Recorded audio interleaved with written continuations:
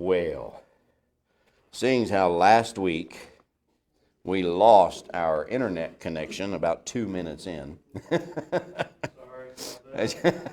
Yeah, we're not blaming David. We're blaming the power outage. I think if we'd have started 5 minutes later, we would have been fine.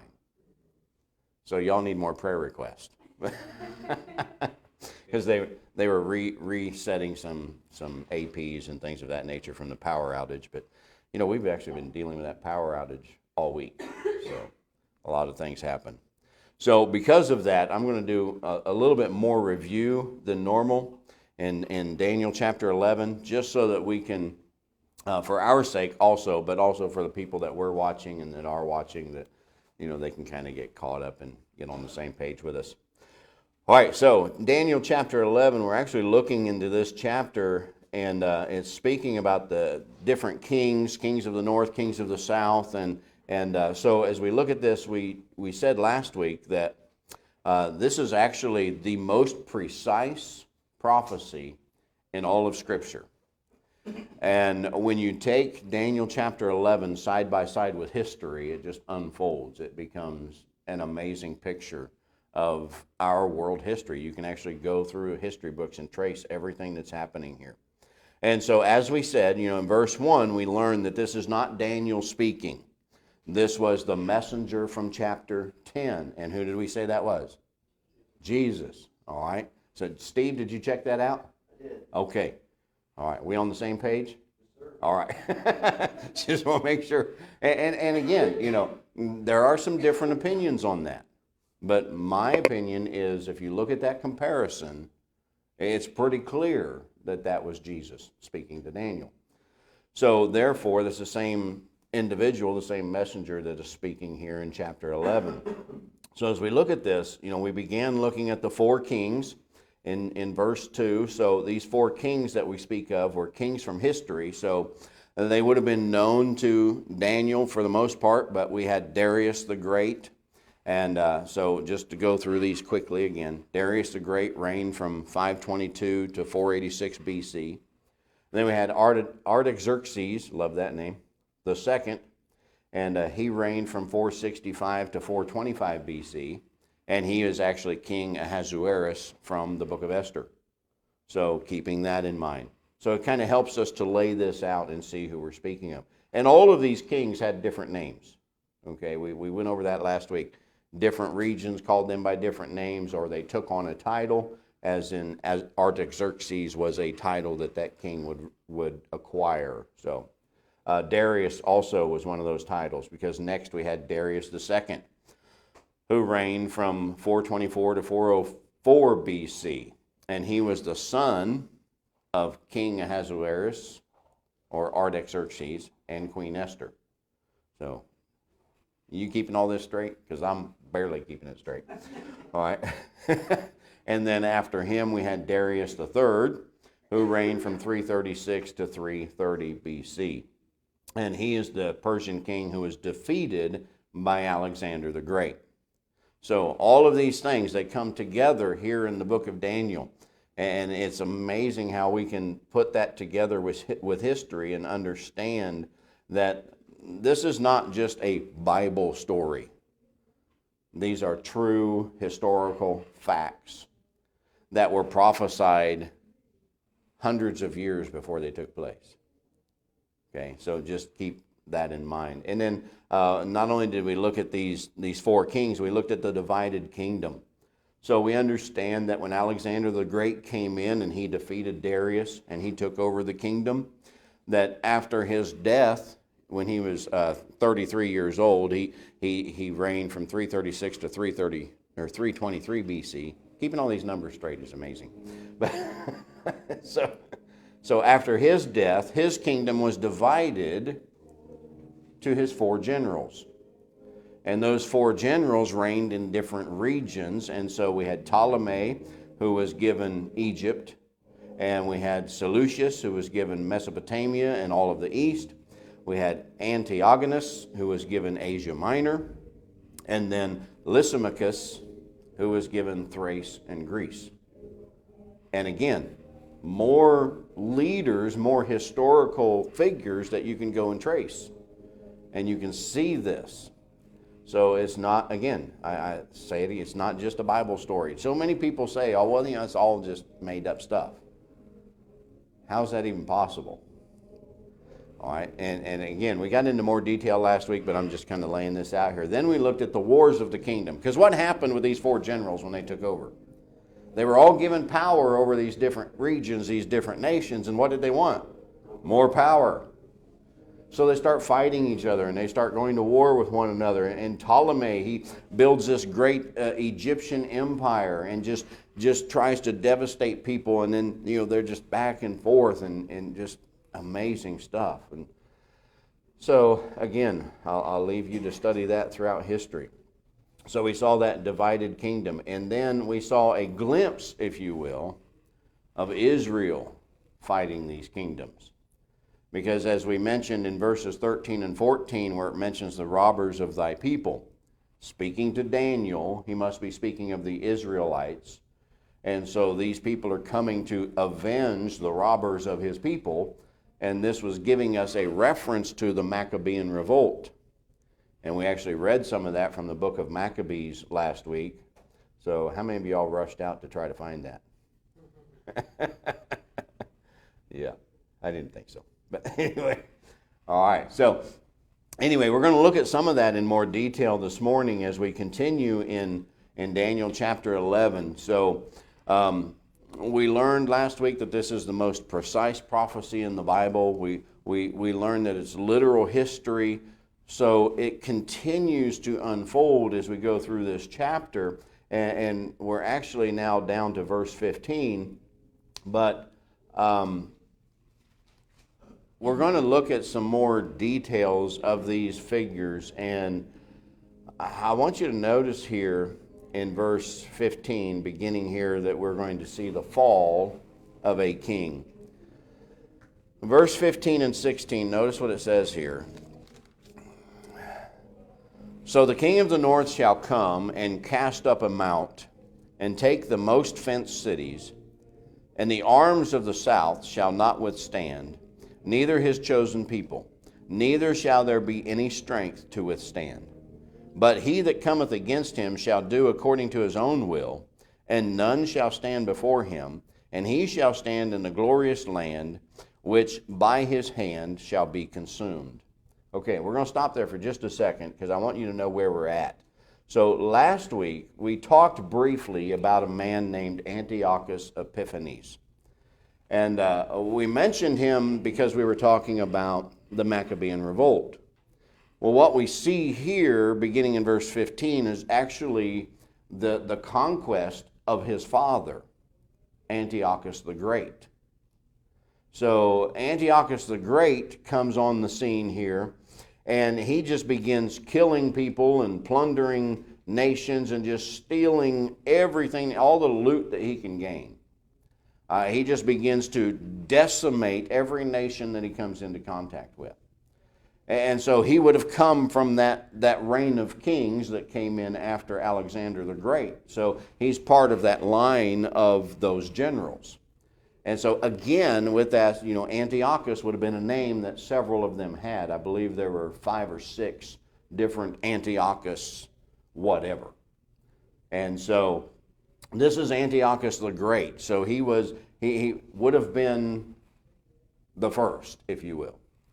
So he comes on the scene and he begins just decimating people. And it says here in verse 16, notice, it says, and he shall stand, in the latter part of that verse, and he shall stand in the glorious land.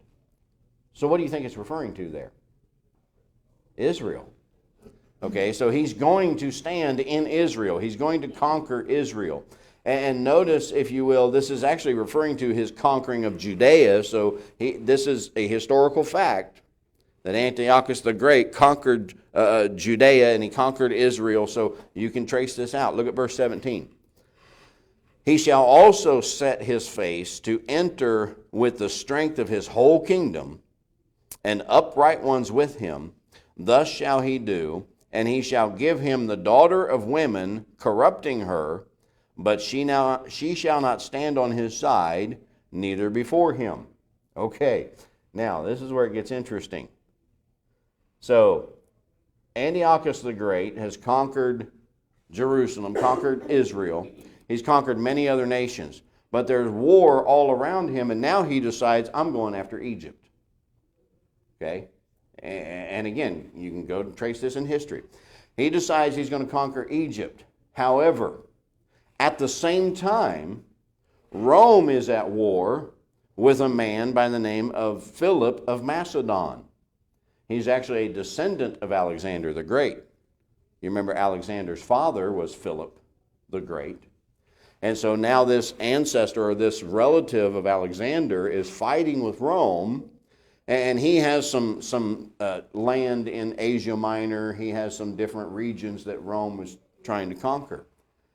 Well, Antiochus hears how easily this is going for Rome. I mean, Rome is just decimating Philip. So he decides, rather than invade Egypt, I'm going to create a partnership with them. And if I can join with them, we can have an army large enough to defeat Rome. So this now becomes his objective. And it says there in verse 17 that he gives to the king of the south the daughter of women. Okay? So what he does is he makes an arrangement, as kings would do in those days, to give his daughter in marriage to the son of King Ptolemy, who's also Ptolemy, who is actually 7 years old at the time. So he's giving his daughter to marry this 7-year-old who's going to be king, uniting the two houses, uniting the two kingdoms, with the thought in mind that his daughter can be kind of a spy for him, and she can keep things in his favor. Now here's where it gets interesting. His daughter's name is Cleopatra. But this is not the Cleopatra that we know. You know, when we hear of Cleopatra in history, we're actually talking about Cleopatra the 7th. This is Cleopatra the 1st. And again, Cleopatra was a title that means the daughter of women. You see this? So it just unfolds. In fact, if you do a Google search, the daughter of women, Cleopatra pops up. So he gives his daughter to Ptolemy, Cleopatra. He's 7 years old at the time. History tells us that they consummated their marriage 5 years later, when he was 12. Well, we're not sure how old she was. She was old enough to be a spy for her father, so she was probably a little bit older than him at the time. But they consummated their marriage when he was 12. Now remember, okay, keep in mind what we talked about last week. The Ptolemean family, the Ptolemean dynasty, they're the ones that brought in incest into Egypt. I was fixing to say this sounds like Kentucky.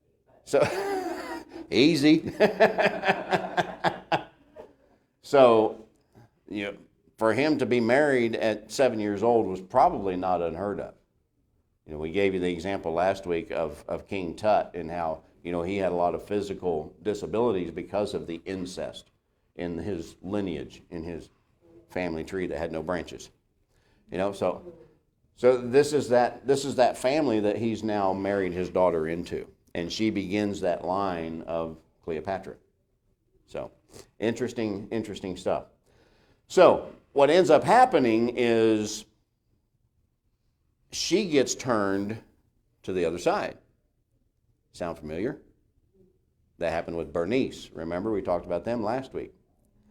So she gets turned to the other side, and actually her and Ptolemy just kind of step back and watch Rome defeat Antiochus, and then they send their congratulations to the Roman Senate, solidifying their partnership with Rome and keeping them safe.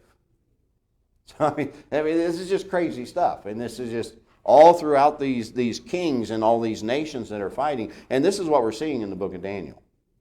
And Daniel's getting, and I'm sure he has no idea what he's seeing. has no idea what this vision means, because this is all hundreds of years after his time. So after his defeat by the Romans, Antiochus turns his armies and he goes toward the island nations that Philip had. Remember, Philip was defeated by the Romans. So now Antiochus, he's trying to rebuild his armies, rebuild his wealth. He decides, I can go hit these island nations, and they're going to be easy pickings because their nation is in turmoil right now because they've just been defeated. So I can go hit all these islands in Asia Minor, and I can gain some wealth. So he goes. Now, notice this. He says in verse 18, after this shall he turn his face unto the isles, and shall take many. But a prince for his own behalf shall cause the reproach offered by him to cease. Without his own reproach he shall cause it to turn upon him. So we see there, he turns to these islands. He begins to just pillage these islands that were under the reign of Philip. Yes? Antiochus. Antiochus the Great. You see what I'm saying? It's hard to keep all these straight. And I'm trying to give you the condensed version as understandably as I can, if that makes sense, if that's even proper English. But so Antiochus, he turns to these islands to try to gain some wealth and try to just recover, if you will. And so he thought they'd be an easy pickings. But this was the guy's MO. You know, he would go into a nation and he would just pillage and take everything. He would just ransack their temples and steal their gold, and that was become his coffers. And he was just building up his wealth that way. So he does this, and when Rome hears about it, because this is now their region, because they conquered Philip, they say, look, you need to stand down. You need to stop. And obviously he doesn't, so then war ensues again. And after being driven out of Europe and totally defeated at Magnesia by Lucas Scipio around 190 BC, he's forced to surrender all of his occupied land west of Tarshish. And he's also ordered to pay Rome a tribute on a regular basis. So now he's depleting his coffers because he has to pay Rome to survive. And again, this stuff gets crazy, folks. That's why I say trying to find, what to bring and what to try to understand. There's just too much. We could be in this for a month, and this is all in one chapter. But it's all historical fact. Now, notice verse 19. Verse 19 says, then he shall turn his face toward the fort of his own land, but he shall stumble and fall and not be found. Again, Antiochus the Great. So he decides, okay, Rome has defeated me, so he's like that whipped puppy. He's going to go back home. So he decides, he sets his sights for his fort, for his land, his palace, right? I'm going home now. I've been defeated. But along the way, I need some money. And again, we learn this from history. He attempts to, on his way home, he attempts to plunder a temple of Bel, which is the Mesopotamian god Marduk. These people are nuts. And so he goes to the region of Elamaeus to rob this temple, thinking, I'm going to get some wealth and I'm going to go home. But the people rise up against him to stop him. So they find him in the temple and they go to attack him. And as he's trying to escape, he literally falls to his death. What did it say? Verse 19. Then he shall turn his face toward the fort of his own land, but he shall stumble and fall and be not found. Well, that was pretty literal. That means he died. He died trying to plunder that temple in Elamaeus, and they caught him, and trying to escape, he fell and he died. You can't make this stuff up. And again, this is historical fact. It's crazy. And how is Daniel receiving this? And he's trying to put all this together, and he's trying to think, well, where's this coming from? Who are these people? What do you mean a fall? Well, that doesn't make sense. But notice verse 20. This is, I wouldn't say insignificant, but it's an interesting statement. Verse 20. Then shall stand up in his estate a raiser of taxes in the glory of the kingdom, but within few days he shall be destroyed, neither in anger nor in battle. So kind of a nobody stands up to take his place and probably gets assassinated or thrown off the throne. I mean, this would happen a lot in this tumultuous time because these kings are fighting, and it's just amazing how the throne changes so often. Now, it says a few days. In their eyes, it could have been 2 years. It's a short-lived reign. Whoever this guy was, and you could probably go through history and look at the different kings and figure out which one it was right after Ptolemy or after Antiochus the Great, who didn't reign long. But anyway, just to understand that this is a guy that would come in, he would raise taxes on everybody, and then he would be gone. So we see the fall of this king. Well, then we see someone that we mentioned last week. We see the vile king. The vile king comes on the scene. Notice verse 21. And in his estate shall stand up a vile person, to whom they shall not give the honor of the kingdom, but he shall come in peaceably and obtain the kingdom by flatteries. So this guy is a politician at the beginning. He comes in with flatteries. He comes in, he's talking sweet, he's talking nice, and everything's going to be wonderful. Yeah, the last guy raised taxes. That's why he didn't last long. He really sounds like a politician, doesn't he? So now we see this wicked king who we mentioned last week. His name is Antiochus Epiphanes. You remember talking about him last week? During the Maccabean revolt. This is the son of Antiochus the Great.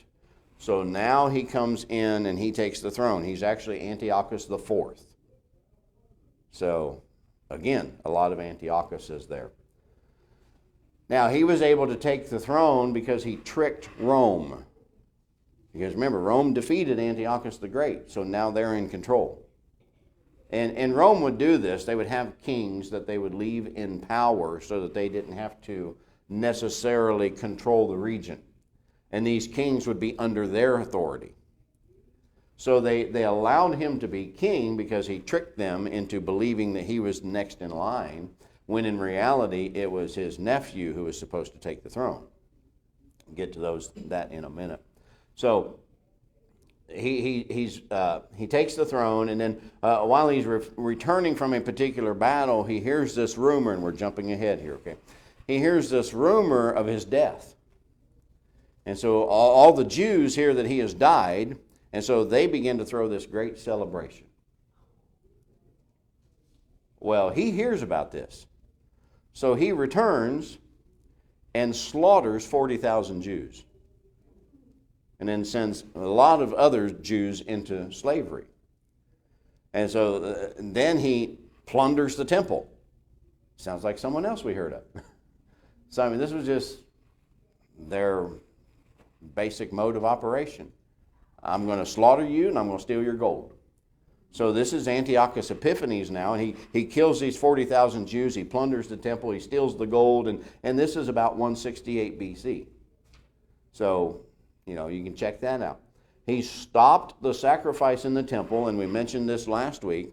When he stopped the sacrifice in the temple, he then sacrificed a pig to Zeus, or Jupiter, I can't remember which one now. But he sacrifices a pig in the temple of Israel. So this is that abomination of desolation that we've been hearing so much about. So just a vile king. He is actually an Old Testament picture or type of the Antichrist. And so when we think about him, we can read more about his reign in the book of Maccabees if you ever get feeling frisky one day and want to try to read that. The whole first chapter talks about his reign and talks about these things that we've just discussed, and just what a wicked, terrible person he was. But here's where it begins to get interesting, because now the tides shift a little bit, and we're moving forward in history, but this history covers a broad scope, okay? Because another king shows up on the scene in the following verses. So notice here. I didn't even read all that, did I? Well, let's go ahead and read about Antiochus Epiphanes, then I'll get to this next king. I'm just getting ahead of myself. All right, so verse 21, and in his estate shall stand up a vile person, to whom they shall not give the honor of the kingdom, but he shall come in peaceably and obtain the kingdom by flatteries. And with the arms of a flood, we heard that before, didn't we? Shall they overthrow from before him, and shall be broken, yea, also the prince of the covenant. So that's talking about those 40,000 Jews he slaughtered. And after the league made with him, and he shall work deceitfully, for he shall come up and shall become strong with a small people. He shall enter peaceably, even upon the fattest places of the province, and he shall do that which his fathers have not done, nor his fathers' fathers. He shall scatter among them the prey and spoil and riches, yea, and he shall forecast his devices against the strongholds, even for a time. And he shall stir up his power and his courage against the king of the south with a great army. And the king of the south shall be stirred up to battle with a very great and mighty army. But he shall not stand, for they shall forecast devices against him. So more battles going on. All right, more of these people fighting one another. Yea, they that feed of the portion of his meat shall destroy him, and his army shall overflow, and many shall fall down slain. And both these kings' hearts shall be to do mischief, and they shall speak lies at one table, but it shall not prosper, for yet the end shall be at the time appointed. So just for a second, stop there at verse 27. Remember I said he tricked Rome into giving him the throne, and his nephew is actually the proper heir? Well, his nephew and his brother try to plot together to destroy him because they want the throne. So that's what it's talking about here. They'll tell lies at the same table. They'll all be eating together. They'll all be fellowshipping together as if everything's okay when they're plotting behind his back to take the throne from him. That's what it's referring to. And it's amazing when, and again, like I said, it's hard to know what to bring out and what to, just it's too much here. In verse 28, then shall he return into his land with great riches, and his heart shall be against the holy covenant, and he shall do exploits and return to his own land. At the time appointed, he shall return and come toward the south, but it shall not be as the former or as the latter. For the ships of Chittim, who was Chittim? Anyone remember? Rome. When you see Chittim, and he's speaking of Rome. So the ships of Rome shall come against him, therefore he shall be grieved and return, and have indignation against the holy covenant. So shall he do, he shall even return and have intelligence with them that forsake the holy covenant. And arms shall stand on his part, and they shall pollute the sanctuary of strength, and shall take away the daily sacrifice, and they shall place the abomination that maketh desolate. And such as do wickedly against the covenant shall he corrupt by flatteries, but the people that do know their God shall be strong and do exploits. So that's referring again to the Maccabean revolt. So the Jews are going to stand up and they're going to fight against him. And I mean, you can literally read that in the book of Maccabees. You can also read about it in a book by Mr. Ironsides called The 400 Silent Years. The 400 Silent Years covers this region of time that Daniel is speaking of. And it talks about these kings, and it talks about their reigns and their defeats. And they that understand among the people shall instruct many, yet they shall fall by the sword and by flame, by captivity and by spoil many days. Now, I realize I read through that quick, but just to give you an overview of Antiochus Epiphanes and his wicked kingdom, his wicked nature. And so it's important for us to know that this is history, but it's more important for us to see the last few verses of this book, because this is going to tell us where we are now. So something changes here. And now, this isn't necessarily a king per se that stands up. There are going to be several kings that fall into this next category. And these kings are still in control today. So we need to keep that in mind. There are a lot of scholars that believe that the following verses are still talking about Antiochus Epiphanes.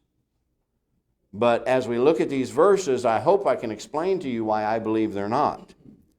Because this actually goes right into chapter 12, and chapter 12 is going to show us also why this is not Antiochus Epiphanes. This is a different king. All right? So notice here we see the king of religion. Beginning again in verse 34, now when they shall fall, they shall be holpen with little help, but many shall cleave to them with flattery. So they're not going to have a lot of help for Israel, with Israel's people, when these kings defeat them. But verse 35, and some of them of understanding shall fall, to try them, and to purge, and to make them white, even to the time of the end, because it is yet for a time appointed. Did everybody catch the wording there? Number one, he's making the people white.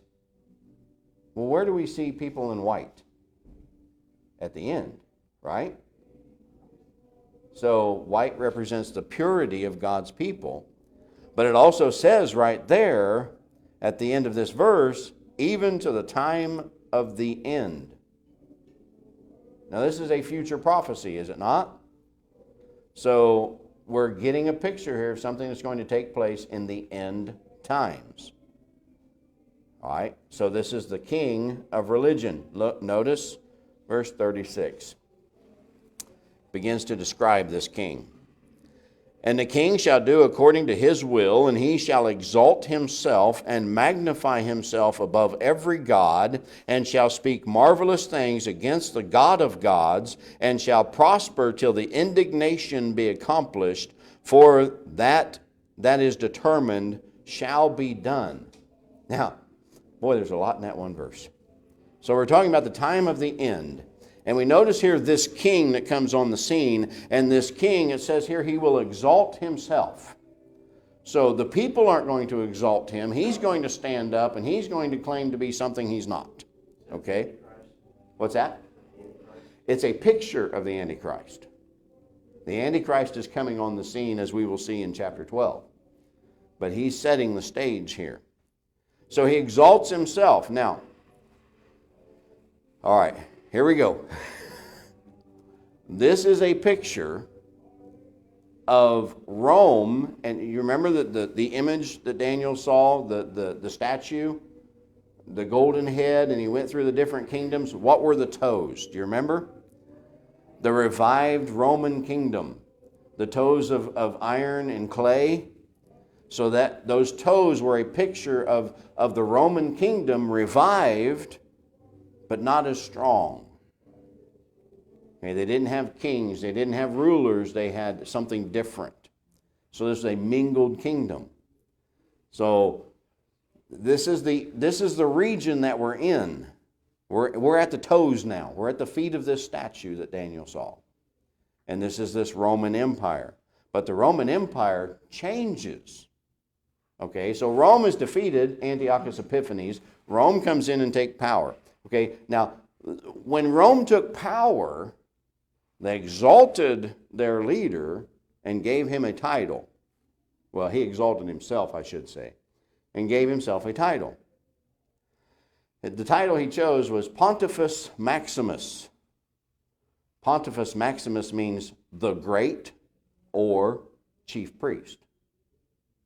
So this is the title that the Roman ruler chose. And so Caesar himself, many different Caesars, would set himself up as God or king. So they were told to worship a Caesar, any Caesar that was in power, as God. Okay? Are we getting this picture? So this is this new king that has come on the scene. However, we're seeing these mingled toes in this Roman Empire that it's not necessarily a kingdom all the time, because if we look at Rome today, we don't consider Rome a kingdom, do we? What do we consider Rome? A city or a religious seat, right? Because what we have here is a picture of the transformation of the Roman kingdom into the Roman religion. And I'm going to show that to you. Okay, so he will exalt himself. Notice verse 37. Verse 30, neither he will exalt himself. Verse 37 says, neither shall he regard the God of his fathers, nor the desire of women, nor regard any God, for he shall magnify himself above all. Everybody catch that? Now, this is the first clue that we're not talking about Antiochus Epiphanes. Okay, so it says he will exalt himself. The Pope claims to be God. It says he will not regard the desire of women. Antiochus Epiphanes was known for being a womanizer. He was known for the concubines and the wives that he would have. He was known for his debauchery. But this king will not have that desire. Do you see this? What do we know about the Pope or priests? They don't marry. You getting this picture? They don't marry. They don't have that union, if you will, so that they don't regard the desire of women. Are we getting this picture? So this is kind of a transformation. We see this Roman Empire transitioning into this Roman religion that literally conquers the world. Okay, verse 38. Oh, I got to move. Verse 38. But in his estate shall he honor the God of forces, and the God whom his fathers knew not shall he honor with gold and silver and with precious stones and pleasant things.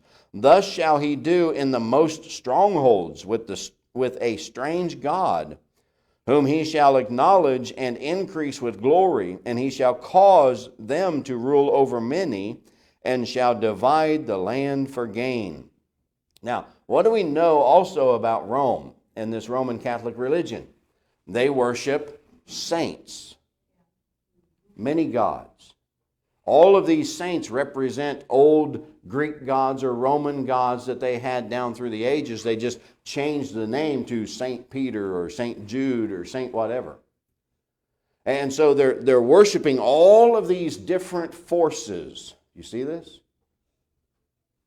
And they're forcing this on the people, and they're using this to control the nations, and they're using these many gods that their fathers would never have worshipped, and they're using this as a religious system to gain control. Now, again, notice verse 40.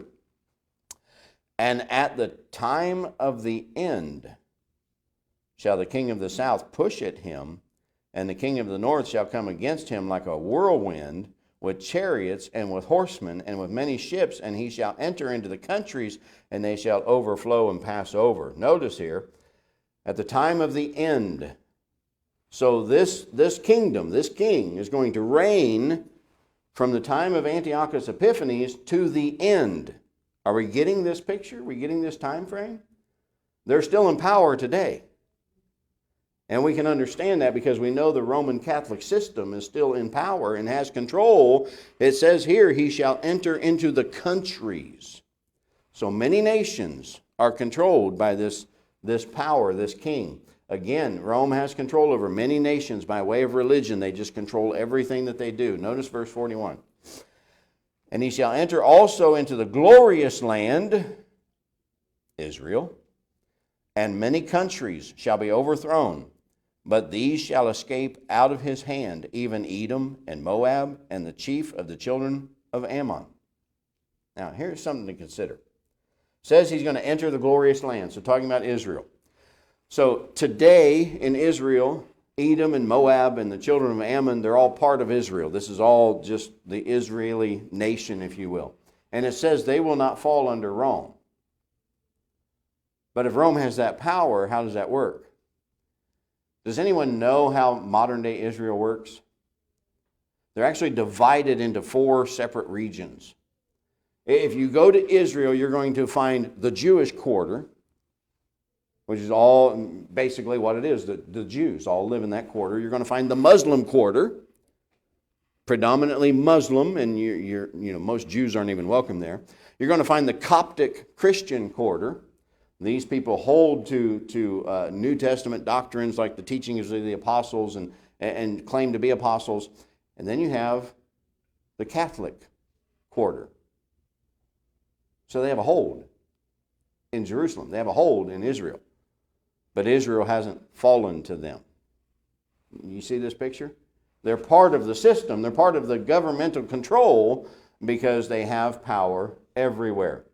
And I'm sorry, I'm moving quick, but I'm just trying to get this information to you. In verse 42, he shall stretch forth his hand also upon the countries, and the land of Egypt shall not escape. But he shall have power over the treasures of gold and of silver, and over all the precious things of Egypt. And the Libyans and the Ethiopians shall be at his steps. But tidings out of the east and out of the north shall trouble him. Therefore he shall go forth with great fury to destroy and utterly to make away many. So they're going to stretch out their power. They're going to take their power all around the globe, and they're going to try to conquer every nation that they can. This is the Catholic Church. They seek power. They're constantly seeking power and riches and land, and everywhere they go, they gain control. Just a little side note here, in 1933, the Vatican and the Nazi government, or Hitler, signed the Reichskonkordat. The Reichskonkordat was designed to limit Nazi control over Catholic priests and Catholic clergy. But it also stated that Catholicism was the only nationally recognized religion in Germany. And they do this everywhere they go. See how they're reaching out? Their power is expanding, and they've done this for generations. This is what they've been known for. They conquer nations through religion. So this is common practice for the Catholics. All right, notice verse 45, and we'll be done. And he shall plant the tabernacles of his palace between the seas in the glorious holy mountain, yet he shall come to his end, and none shall help him. Okay. So, we look at this. The head of the Catholic Church lives in a palace. We call it the Vatican. In Rome. And it sits between 3 seas. Italy is surrounded by seas. And it's also surrounded by 7 mountains. You get this picture? So this king is in his palace today. This king is still ruling today. There's been many kings, hasn't it?